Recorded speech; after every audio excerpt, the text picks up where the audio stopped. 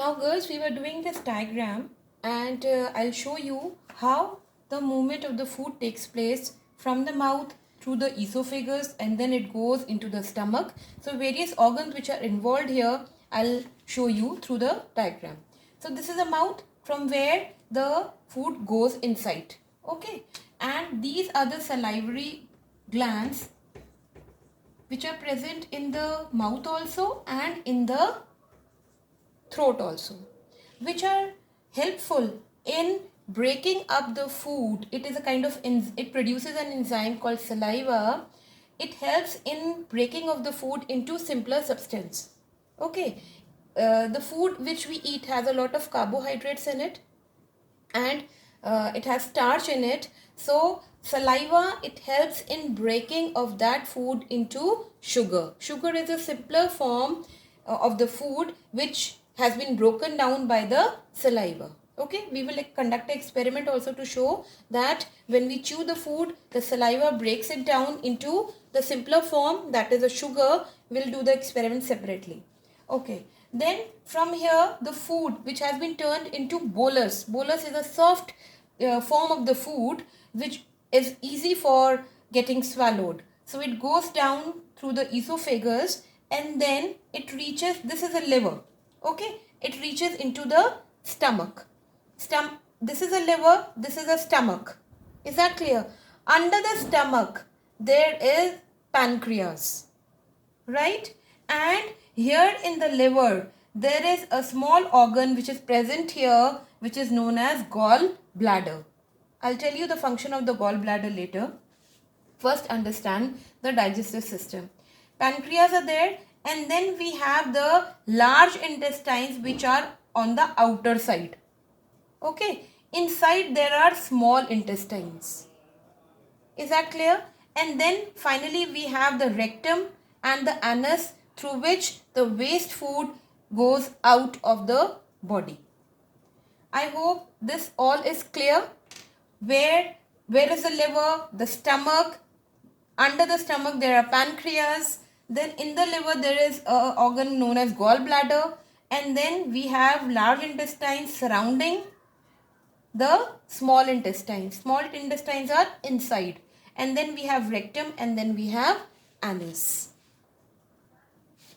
Now I'll tell you the experiment, or this is activity 2, in which we see that how the saliva, it helps in breaking down of the carbohydrates which are present in the food into sugar. It breaks it down into sugar. Now what is there? We'll take the 2 test tubes A and B. In A we will take a boiled rice and in B we will take the chewed rice which has been chewed. We will take that in B test tube. Now then what we will do is we will add water plus Benedict reagent. This is a chemical which we will add 3 or 4 drops of this into each test tube and then we will boil it, or we will heat both the test tubes. What will we see? We will see that in test tube A there is no change in the color, whereas in test tube B it changes, the rice, it changes into brick red color. Why? Because it's a property of Benedict reagent to change the sugar into the brick red color. That means in B the chewed rice was already converted into sugar form. Okay, that's why it changed the color into the brick red. That means the saliva which was present in the mouth had already broken the food from the carbohydrate into sugar form. Is that clear? Now girls, we have already done about the buccal cavity, that is the mouth. We have done about the esophagus, where the wave-like movement is known as peristalsis. Okay, now we come to the stomach. In stomach is a muscular sac-like organ.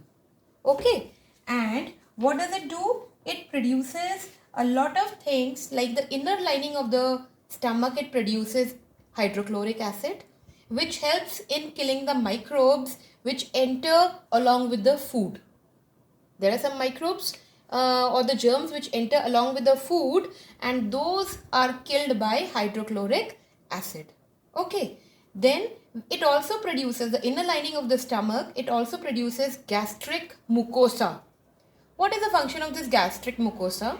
It helps in keeping the inner walls of the stomach safe. Right? It's safe from the harmful effect of the acid. It is producing acid, right? But this acid may harm the stomach itself. So gastric mucosa, it helps in keeping the inner wall safe from this acid or the other acids which are produced by the food also. Okay. And third, it contains some digestive juices which helps in the digestion of proteins. So in stomach, three kind of things are produced: hydrochloric acid, gastric mucosa and digestive juices. Right? And the food which is partially digested in the stomach. In the stomach, the whole digestion has not taken place. Only the partial digestion has taken place, and the food which has been digested partially by the stomach is known as chyme. What is it called? It is called chyme. And now from this chyme, it passes into the small intestine. Okay, from mouth it was being converted into bolus, and from stomach it has been converted into chyme. The digested food, partially digested food is known as chyme, and now it passes through the small intestine. Is that clear? Now girls, after stomach we come to liver. Liver is the largest gland in our body and it produces bile juice which helps in the digestion of fats. And this bile juice is stored in gallbladder. In the diagram I showed you, there is a small organ near under that this liver which is known as gallbladder. And what is the function of gallbladder? It helps in storing the bile juice which is secreted by liver. Liver is only making that bile juice and it is getting stored in gallbladder. From gallbladder, it is secreted into the small intestine. It goes into the small intestine. And in small intestine, then the breakdown of fats takes place with the help of this bile juice. Liver is only producing bile juice. It is not, the breaking of the fat is not taking place in the liver. The breaking of the fat is taking place in the small intestine with the help of bile juice which is stored in gallbladder, and from gallbladder it goes into the small intestine. Is that clear? Now the last organ of the digestive system, we come to the pancreas. What pancreas? It produces pancreatic juice and it contains trypsin, amylase and lipase. Okay, these enzymes, they are contained in this pancreatic juice. What are the functions of these? Trypsin, it converts starch into glucose. Okay. Amylase converts protein into amino acids. And lipase, it converts fats into fatty acid. Fats were acted by the bile juice also, but here in the pancreas again lipase is created which acts on the fats to convert it further into fatty acid. Is that clear? So this is how the various organs of the digestive system that we have already done. What were they? They were buccal cavity, esophagus, stomach, liver, small intestine and pancreas. Right? So these were the all different kind of organs and the functions of digestive system which are involved in the digestion of the food. The leftover parts, that is absorption, assimilation and digestion, we will do in the next session.